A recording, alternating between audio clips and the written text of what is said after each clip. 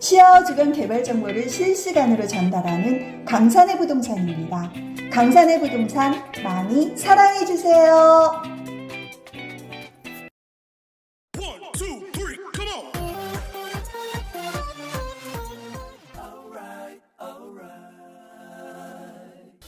자, 안녕하세요. 강산의 부동산 대표 이태근입니다. 제가 계속해서 이제 거북섬, 반달섬, 현재 그 상황들에 대해서 말씀을 드리고 있죠. 자, 거북섬, 반달섬 가보면 이제 건물들이 쭉쭉쭉쭉 이렇게, 올라가고 있습니다.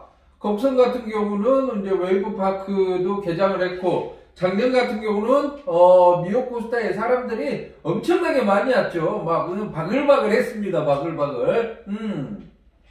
그런데 사실 정작 거북섬 반달섬에 사람이 살지를 않았습니다. 사람이 상주 인구가 없었다라는 얘기죠. 그러다 보니까 상권이 형성이 되지를 않았습니다. 여름한 시즌에 잠깐 웨이브파크하고 파도풀만 이용하고 그냥 쉰 떠나버리고 반달섬 같은 경우는 공사만 막 진행이 되지 어디 사람이 살고 있지를 않았죠. 그러니까 근처에서 근무하던 사람들이나 공사 인력들이 잠깐씩 와가지고, 그 주차타워에 있는 상가를 이용하고, 뭐, 이 정도였습니다. 근데 중요한 부분이, 그 사람들이 살지 않으면 상권이, 형성되기가 쉽지 않다라는 생각을 많이 갖게 되죠. 이 안산 같은 경우 이제 고잔동에 가보면 특히 고잔동 스트리트 상가 쪽으로 가보면 사람들이 바글바글 하죠. 왜? 주변에 아파트 단지가 많기 때문이죠. 근데 거북섬, 반달섬 같은 경우는 상주 인구가 없다 보니까 점심때 반짝하고 아침, 저녁에, 사람이 없습니다. 그러니까 상가가, 활성화되기가 쉽지가 않죠. 자, 그런데 이제 올해부터, 사람들이 들어가 살기 시작한다 그랬죠. 그러니까 사실 좀, 이번 올해가 좀 과도기다. 이렇게 봐야 될 것 같습니다. 작년까지는 좀 많이 힘들었고, 올해는 이제 사람들이 들어가 살기 시작하고, 활성화가 되려 그러면, 앞으로도, 몇 년은 좀 기다려야 되지 않을까, 이런 생각이 들죠. 자, 아무튼, 하루하루 나아지고 있긴 합니다만은, 거북섬 쪽에 가보면, 상가들 봐보면, 좀 한숨이 나옵니다. 상가들. 이 상가들 다 어떻게 하지? 이런, 걱정이 되죠. 거의 다 뭐, 한 20% 정도 채워져 있을까 말까, 이런 것 같습니다. 자, 그런데 아무튼, 4월부터 이 거북섬은 이제 시즌이 시작된다라고 봐도 되겠죠. 왜? 4월부터 웨이브파크에 물을 채우기 시작합니다. 4월부터 물을 채우기 시작해요. 작년 여름에 11월달에 웨이브파크를 봤더니, 서핑을 즐기고 있는 사람들이 있었어요. 엄청나게 추운데, 그런데 사실 효율이 안 나오죠, 효율이. 사람 뭐 10명, 그 서핑 즐겨가지고 뭐 이익이 나겠습니까? 기름값도 안 나오죠. 요즘 기름값도 엄청난데.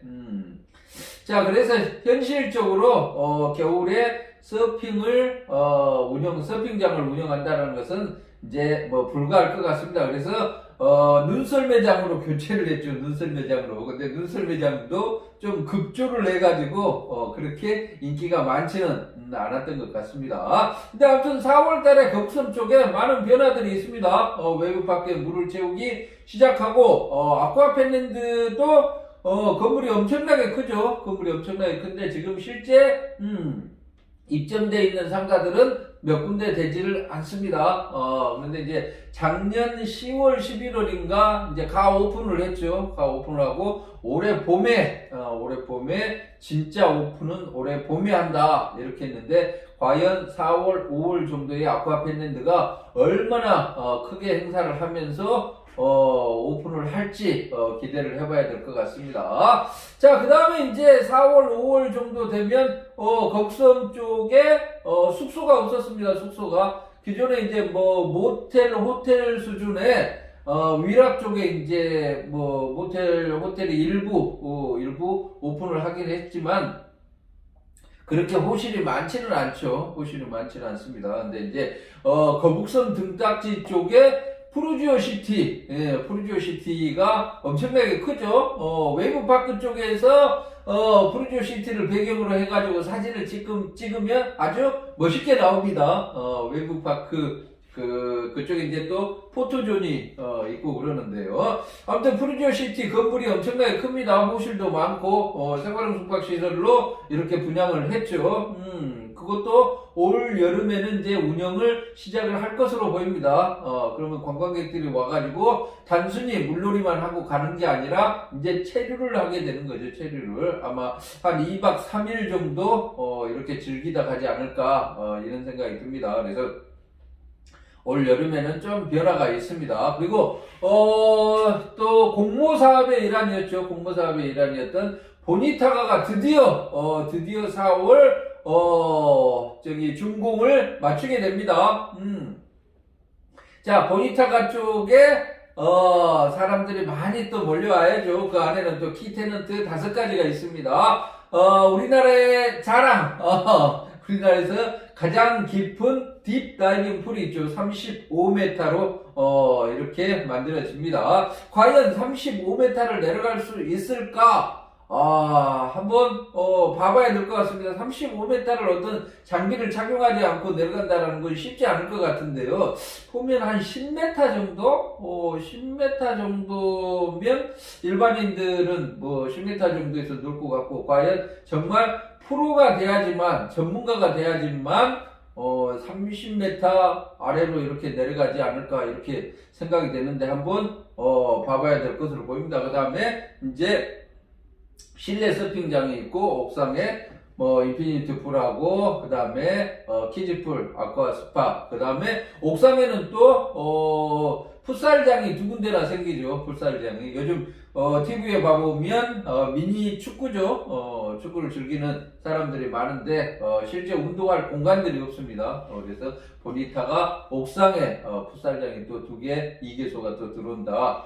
이렇게 보시면 될 것 같습니다. 그래서 올 여름에 기대해 봐야 될 부분들이 아쿠아펜랜드, 그 다음에 웨이브파크는 작년부터 또 개장해서 운영을 했으니까요. 그 다음에 숙소로서 이제 푸르지오시티, 그 다음에 공모 사업에 일한 보니타가 이렇게 준공을 마치고 이제 오픈을 한다 이렇게 보시면 되겠고, 4월 정도 되면 아무튼 거북선 쪽에도 아파트 입주를 거의 다 마치겠죠. 지금 한참 그 이사들을 하고 있는 모습들이 보이고 있고 그러는데요. 그리고 이제 4월부터 또 주상복합 1, 2, 주상복합 1, 2. 요즘 이제 오피스텔이 분양이 잘 안 되죠. 아파트 가격이 떨어지면서. 그래서 주상복합 쪽에 오피스텔하고 아파트가 있는데, 오피스텔보다 아파트를 먼저 분양을 하겠다 이렇게 하니까 사람들이 좀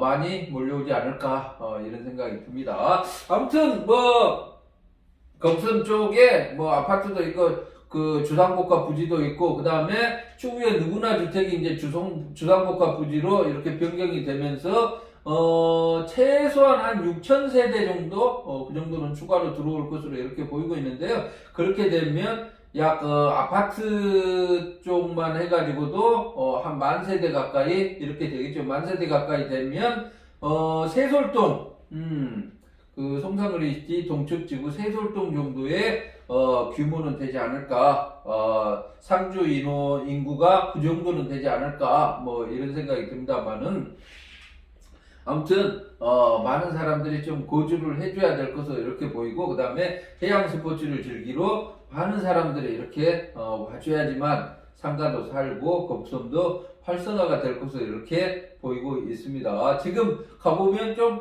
답답하죠. 너무 답답합니다. 몇 개 대형 상가들이 그냥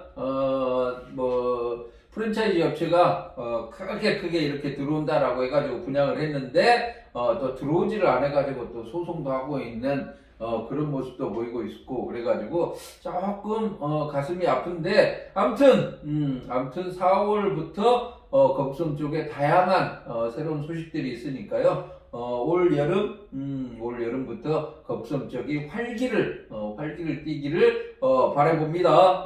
그리고 거북섬 쪽하고 이제 반달섬 쪽 같은 경우는 또 오피스텔 입주를 시작을 하니까요. 반달섬 쪽은 상가가 그렇게 많지가 않죠. 그래서 반달섬 쪽에도 이제 상주하는 인구가 점차적으로 늘어나고 거북섬도 늘어나고 하면서 투자했던 분들의 시름이 확 사라지기를 바라봅니다. 우리 같이 힘을 모아가지고 활성화를 시켜봐야 되겠죠. 자, 이상 강산의 부동산 대표 이태훈이었습니다. 안녕히 계십시오.